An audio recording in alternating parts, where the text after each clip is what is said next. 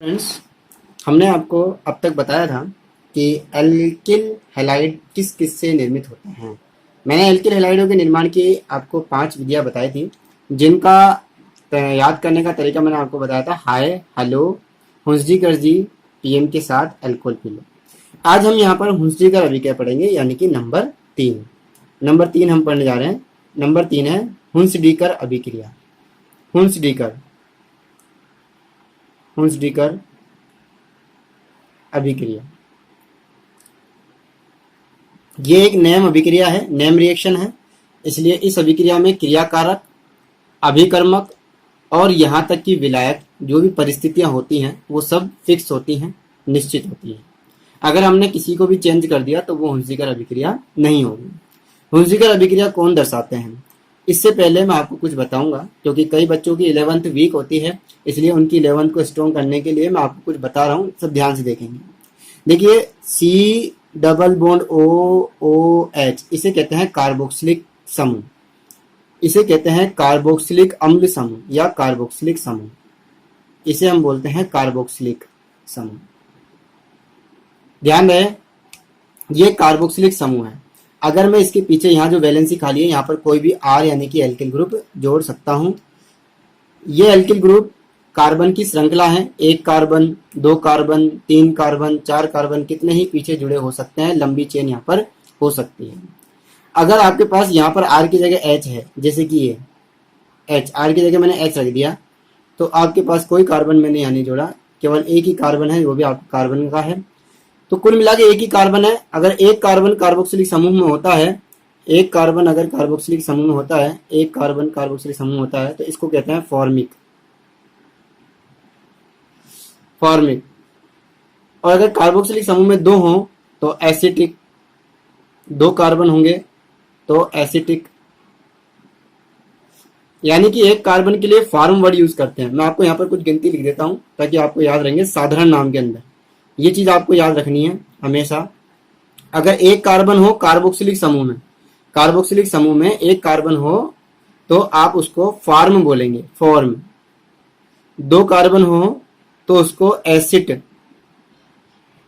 और 3 कार्बन हो तो उसको प्रोपियोन, 4 कार्बन हो तो ब्यूटायर, 5 कार्बन हो तो वेलर। 5 से ज्यादा नहीं चलता है, 5 तक ही चलता है। और भी है आगे, आपको यहां तक ही याद रखना है। फॉर एग्जाम्पल, मेरे इसके अंदर, इस कार्बोक्सिलिक समूह के अंदर 1 कार्बन है, तो इसके लग जाएगा फॉर्म। और कार्बोक्सिलिक समूह की वजह से सामान्य नाम में जब हम इसका सामान्य नाम लिखते हैं तो अनुलग्न, अनुलग्न यानी कि नाम के पीछे लगने वाला जो समूह होता है वो होता है इक अम्ल। इक अम्ल जोड़ते हैं, तो सामान्य नाम लिखते वक्त इसका अनुलग्न इक अम्ल जोड़ते हैं। 1 कार्बन हो तो फॉर्म, 2 हो तो एसिड, 3 हो तो प्रोपियोन, 4 हो तो ब्यूटायर, 5 हो तो वेलर। इसी तरह यहां पर आपका 1 कार्बन है तो 1 कार्बन के लिए फॉर्म, और कार्बोक्सिलिक समूह के लिए इक, तो इसका नाम बन जाएगा फॉर्मिक अम्ल। इसका नाम फॉर्मिक अम्ल हो जाएगा। अगर मैं यहां बात करूं CH3 C double bond O OH, तो यहां पर अगर आप देखो तो 1 2, यहां पर टोटल 2 कार्बन है। कार्बोक्सिलिक समूह आपको दिखाई दे रहा है, तो 2 कार्बन और कार्बोक्सिलिक समूह, यानी कि 2 कार्बन के लिए हम लगाते हैं एसिड, और कार्बोक्सिलिक समूह के लिए हम लगाते हैं इक अम्ल, तो आपके पास बन जाएगा एसिटिक अम्ल। ये सामान्य नाम है, ये इनके सामान्य नाम है, IUPAC नाम नहीं है। IUPAC अपने तरीके से लिखी जाती है, वही श्रृंखला का चयन करना जो हमने आपको पहले सिखाया था, उसकी हम बात नहीं करेंगे। अगर हम बात करें किसी भी कार्बोक्सिलिक समूह से, अगर हम ये H निकाल दें, इस H को निकाल दें, तो वो 8 बन जाता है। फॉर एग्जाम्पल, जैसे HC डबल बॉन्ड OOH, ये फॉर्मिक एसिड था, मैंने यहां से एक H निकाल दिया, ये H प्लस की फॉर्म में निकलेगा और इस ऑक्सीजन के ऊपर माइनस आएगा, तो आपके पास यहां बन जाएगा HC डबल OO माइनस। इसको बोलते हैं फॉर्मेट, फॉर्मेट आयन, क्योंकि ये फॉर्मिक एसिड से बना है, यह आपका फॉर्मिक अम्ल से बना है। फॉर्मिक अम्ल से बना है, इसलिए इसको फॉर्मेट आयन बोलेंगे। ठीक है, तो फॉर्मेट आयन इस तरह फॉर्मिक अम्ल से फॉर्मेट आयन बनता है। अगर मैं यहाँ पर एसिटिक एसिड लूँ, एसिटिक एसिड CH3 COOH, तो यहाँ से अगर मैं H प्लस निकालूं, ये H प्लस और ये O माइनस बनेगा। तो यहाँ से H प्लस निकलने के बाद, यहाँ से H प्लस निकलने के बाद आपके पास बनता है CH3 C double bond O minus. This is acetate ion. जिस तरह फॉर्मिक अम्ल से फॉर्मेट बना है, इसी तरह एसिटिक अम्ल से बनता है एसीटेट आयन। इसी तरह अगर आपके पास 3 कार्बन वाला कोई होगा तो उसे प्रोपियोनिक अम्ल बोलेंगे, प्रोपियोनिक अम्ल, और उससे एक H प्लस निकालने के बाद प्रोपियोनेट बन जाएगा। इसी तरह 4 कार्बन वाला अगर आपके पास होगा तो ब्यूटायरिक अम्ल बनेगा, और उससे एक H प्लस निकलने के बाद ब्यूटायरेट बनेगा। इसी तरह वेलेरिक अम्ल बनेगा और वेलेरेक बनता जाएगा। इस तरह आपके पास कार्बोक्सिलिक अम्ल से 8 आयन बन जाता है। ये आपका फॉर्मेट आयन है, ये आपका एसीटेट आयन है। ये आपके नेगेटिव आयन होते हैं, यानी कि इनसे कोई पॉजिटिव आकर जुड़ सकता है। तो सपोज दैट मैं इन आयनों से अगर मैं यहाँ पर कोई सोडियम, कोई धनायन यानी कि Na प्लस जोड़ दूं, या फिर कोई भी पॉजिटिव आयन को पोटेशियम, या फिर sodium, potassium, silver, Ag plus हम यहाँ पर जोड़ सकते हैं, सिल्वर आयन। तो कोई सा भी आयन जब यहाँ जुड़ जाएगा तो उसी के नाम के साथ इसका नाम बन जाएगा। जैसे अगर आप देखो, इन सब की वैलेंसी, इन सब की संयोजकता 1 होती है, +1 होती है, इसलिए इनके साथ 1 मोल ही जुड़ेगा। लेकिन अगर आप Ca+2 लेते हो तो इनकी संयोजकता 2 होती है, तो इनके साथ आपके पास 2 एसीटेट आयन जुड़ेंगे।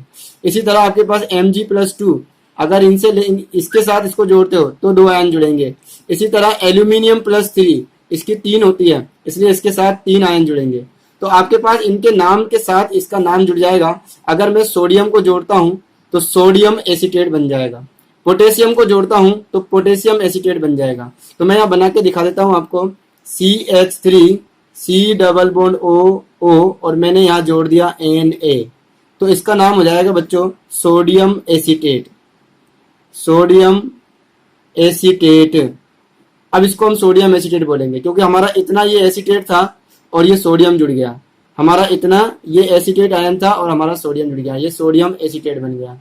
अगर मैं इसी तरह यहाँ पर CH3 C double bond O Ag जोड़ता हूँ, इसको बोलेंगे सिल्वर एसीटेट, क्योंकि सिल्वर जुड़ा हुआ है, Ag सिल्वर होता है, सिल्वर एसीटेट। इसका नाम हो गया सिल्वर एसीटेट, सिल्वर एसीटेट। तो इस प्रकार ये सब कार्बोक्सिलिक अम्लों के लवण कहलाते हैं। ये सारे के सारे लवण हैं, जिसमें एक माइनस और एक प्लस होता है, ये लवण होते हैं। ये माइनस था और ये प्लस आ गया, तो ये लवण है।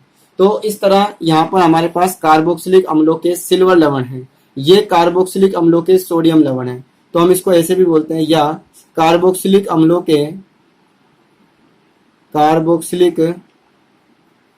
अम्लों के ये सोडियम है तो सोडियम लवण बोलेंगे, सोडियम लवण।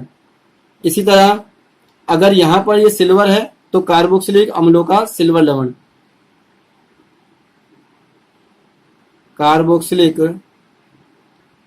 अम्लों के सिल्वर लवण। तो हुंसडीकर जो अभिक्रिया होती है, अब हम हमारी अभिक्रिया पर आते हैं। फिर से हम पढ़ रहे थे हुंसडीकर अभिक्रिया।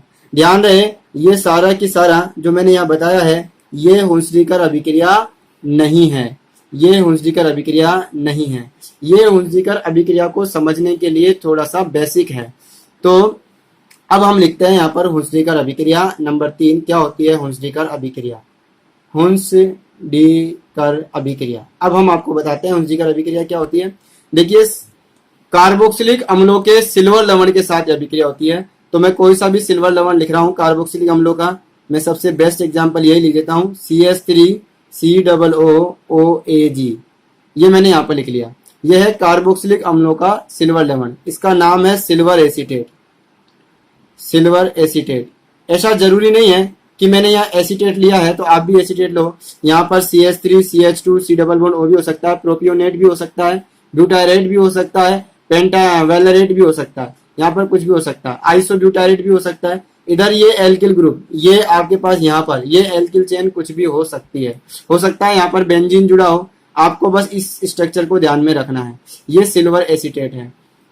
अब हम बात करते हैं सिल्वर एसीटेट की अभिक्रिया Br2 के साथ कराएंगे। सिल्वर एसीटेट की अभिक्रिया Br2 ब्रोमीन वाटर है in the presence of CCl4 carbon tetra chloride का विलयन। ये आपका माध्यम हो गया, ये आपका Br2 अभिकर्मक हो गया, ये आपका अभिकर्मक है, ये अभिकारक हैं। तो Br2 के साथ सिल्वर एसीटेट की अभिक्रिया करा रहे हैं CCl4 की प्रेजेंस में। बच्चों सब ध्यान से सुनिएगा, यहाँ से आपका जो R ग्रुप होता है, यहाँ से आपका जो R ग्रुप होता है वो ग्रुप और इस Br2 में से एक Br दोनों जुड़ जाएंगे तो आपके पास बन जाएगा पूरा की पूरा पीछे वाला CH3Br। एक तो आपके पास ये बनता है। लेकिन अब हम देखें आगे बचा ये आपका दूसरा ग्रुप है, ये आपका बनाएगा CO2। एक आपके पास यहाँ पर CO2 बनता है और एक आपके पास साथ में आपके पास Ag और दो Br में से एक Br तो पीछे चला गया था, आपका एक Br बचा है, AgBr आपके पास साथ में यहाँ पर बनेगा। तो तीन प्रोडक्ट आपके पास बनेंगे। मेन प्रोडक्ट है आपका ये, यानी कि इससे आपके पास बना है, ये अभी मेथिल ब्रोमाइड बना है लेकिन हम यहाँ कहेंगे एल्किल ब्रोमाइड आपके पास बनता है। तो ये कौन सा एल्किल ब्रोमाइड है? कोई सा भी एल्किल ब्रोमाइड हम यहाँ पर बना सकते हैं। तो केवल ब्रोमाइड यहाँ पर बनता है और इसका नाम है मेथिल ब्रोमाइड। मेथिल ब्रोमाइड क्योंकि पीछे आपके पास केवल मेथाइल ग्रुप था, अगर यहाँ एथाइल ग्रुप होता पीछे तो एथिल ब्रोमाइड बनता। एक बात तो समझ में आती है कि इस अभिक्रिया के अंदर, इस अभिक्रिया को हम बोलते हैं हुंसडीकर अभिक्रिया। इस अभिक्रिया के अंदर जितने कार्बन आपने क्रिया कारक में लिए थे उससे एक कम कार्बन वाला आपके पास एल्किल हैलाइड मिलता है। तो मैं यहाँ लिख सकता हूं नोट डालकर, इस अभिक्रिया में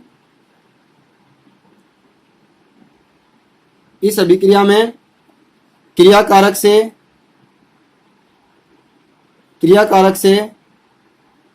ये क्रिया कारक है आपका, इस अभिक्रिया में क्रिया कारक से एक कम कार्बन वाला एल्किल हैलाइड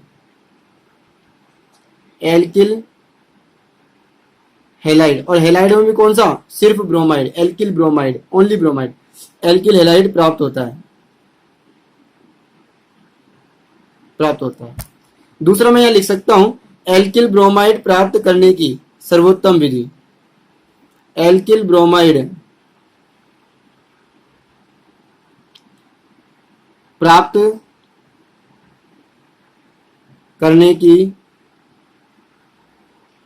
सर्वोत्तम विधि, क्योंकि इस विधि से केवल और केवल एल्किल ब्रोमाइड ही प्राप्त होता है, इसके अलावा और कोई दूसरा हैलाइड इस विधि से हम प्राप्त नहीं कर सकते। तो हुंसडीकर अभिक्रिया से केवल एल्किल ब्रोमाइड प्राप्त होता है। एक बात ध्यान रखेंगे, हुंसडीकर अभिक्रिया से केवल एल्किल ब्रोमाइड ही प्राप्त होता है, ये आपको ध्यान रखना है। तो हुंसडीकर अभिक्रिया से केवल एल्किल ब्रोमाइड ही प्राप्त होता है। दूसरी बात, आपको एक बात और याद रखनी है कि इस अभिक्रिया में जो भी क्रिया कारक आप लोगे उससे एक कम कार्बन वाला आपको एल्किल हैलाइड ऑब्टेन होगा। अगर यहाँ पर आपने फेनिल समूह लिया है, बेंजीन ग्रुप लिया है, तो आपके बेंजीन को यहाँ से तोड़ना है और उससे सीधा सीधा ब्रोमीन जोड़ देना है। तो इस तरीके से आपको ये अभिक्रिया हुंसडीकर अभिक्रिया, ये पूरी अभिक्रिया हुंसडीकर, आपसे पूछे हुंसडीकर अभिक्रिया का समीकरण लिखिए तो आप ये समीकरण लिख सकते हैं।